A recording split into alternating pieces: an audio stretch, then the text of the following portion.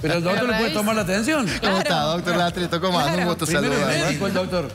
Evelyn Flor, Vaquita. Hola, doctor. Sí, a la Vaquita de vez en cuando algún consejo le doy. Sí, señor. Asentía con la cabeza, usted dan bronca estos temas. Yo lo consulto al doctor siempre. Da mucha bronca. No, en serio, esto de las tarjetas y de las cosas que te llaman y te ofrecen. Es cierto esto, yo tengo familiares jubilados que les han metido seguros que ellos ni sabían que tenían. Y cuando van a cobrar una jubilación mínima de 70.000 pesos y ven que le con 1.200 de no sé qué... Un monto que puede parecer pequeño, pero fue hecho con engaño. Así es. Una estafa. Así de simple. Bueno, doctor, vamos a lo nuestro. ¿Le parece? Sí. Dice, mi hija recién empezó a menstruar.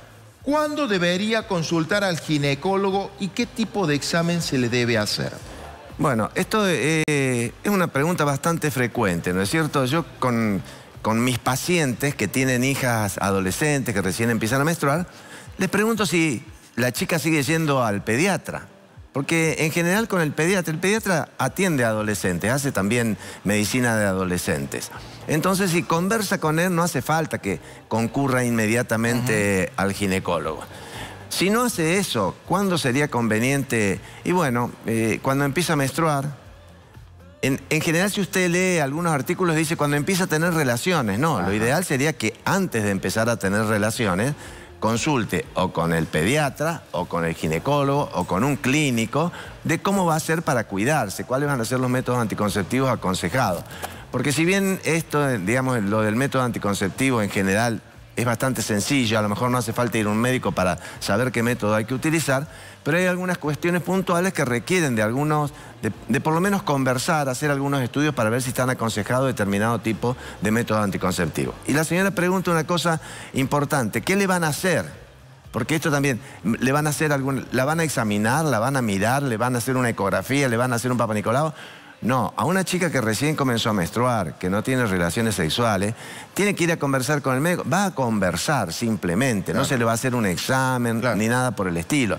Pero por supuesto, si es una chiquita que uno ve que tiene problemas de estatura, de desarrollo, etcétera, etcétera, algún tipo de estudios seguramente le vamos a hacer.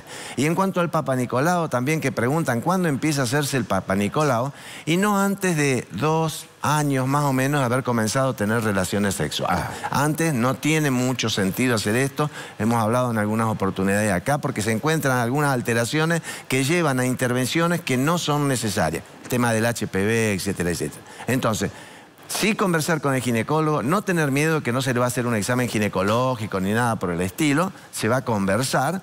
Y en el caso de que tuviera algún tipo de problemas, ¿no es cierto? Una chica que tiene trastornos menstruales, que tiene menstruaciones dolorosas, etcétera, a lo mejor se le pide una ecografía abdominal. Si tiene molestias en las mamas, a lo mejor se le pide una ecografía mamaria, que son cosas no invasivas ni nada, pero en general es conversar. Doctor, vamos con la segunda pregunta. Dice, hace un año que dejé de menstruar, tengo 49 años, no tengo ningún síntoma de menopausia. Lo mismo, ¿tengo que hacer tratamiento con hormonas? Bueno, en las señoras que dejan de menstruar, ¿no? Nosotros hablamos de que están en menopausia después de un año de haber dejado de menstruar. Bien. Antes decimos, bueno, está en una perimenopausia.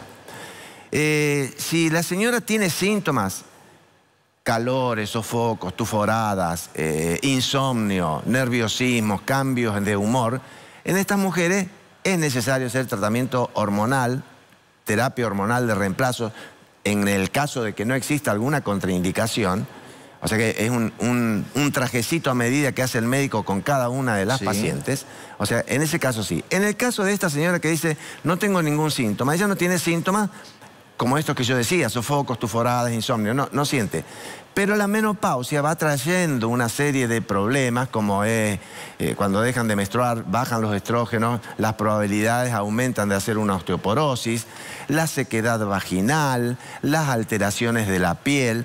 En esos casos, por lo menos hay que hacer algún tipo de recomendaciones o algunos tipos de tratamientos locales, para el caso de la sequedad vaginal, con óvulos, con cremas, etcétera, etcétera, que requiere que haga una consulta a su ginecólogo cuando está pasando esto. Seguramente no le van a dar un tratamiento hormonal con píldoras o con geles para colocarse, ¿no es cierto?, con inyecciones. Seguramente ese tipo no, pero le va a hacer una serie de recomendaciones. ¿Qué debería hacer? sin tratamiento hormonal para no aumentar las posibilidades de hacer una osteoporosis, porque la osteoporosis es una enfermedad silenciosa que empieza a aumentar la pérdida de calcio con la menopausia. Digamos, todos a partir de los 30 años, varones y mujeres, empezamos a perder un poco de calcio. En el caso de la mujer, a partir de la menopausia, esta pérdida de calcio se acelera. Claro. Entonces las posibilidades a los 10 años después de haber dejado de menstruar de una osteoporosis son ciertas. Por lo tanto, hay que hacer, que decirle que haga determinado tipo de gimnasia, que consuma lácteos, calcio, ¿no es cierto? O sea, hay que conversar con ella. No necesariamente va a haber que hacer el tratamiento hormonal, pero en algunos casos sí es necesario, más allá de que no tenga síntomas, hacer tratamiento hormonal. Le va a mejorar la piel, le va a mejorar el cabello, le va a mejorar el tema de la sequedad vaginal, el humor, etcétera, etcétera. Doctor, la última pregunta por hoy.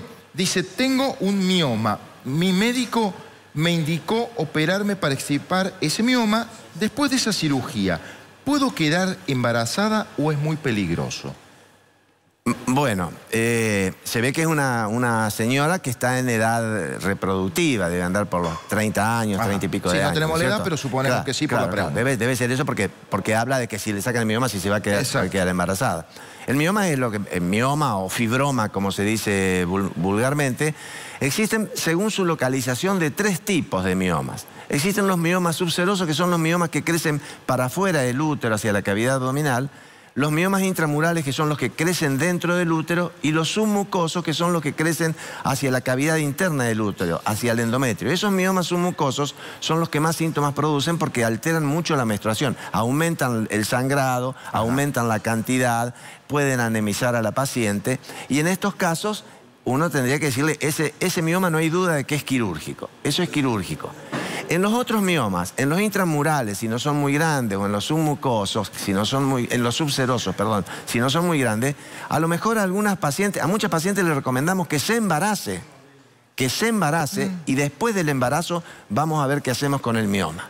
O sea, en los casos en que es imposible decirle eso porque es un mioma muy grande, bueno, sí, se puede hacer la miomectomía, extirpar este mioma, y después de unos 6 meses a 12 meses, en general uno no tiene problemas de que se quede embarazada. El embarazo ese tendrá que tener mayor control, un control más de cerca que en un embarazo que no tenía estos antecedentes, pero sí, se puede embarazar después de una cirugía, en general estoy hablando, no de un caso específico, se puede embarazar después de una miomectomía, o sea, después de la extirpación del mioma, y en muchos casos le aconsejamos que se embarace antes de solucionar este problema y el embarazo llega felizmente a término y después vemos qué hacemos con el mioma. Bueno, doctor, como siempre, muy didáctico, muy claro.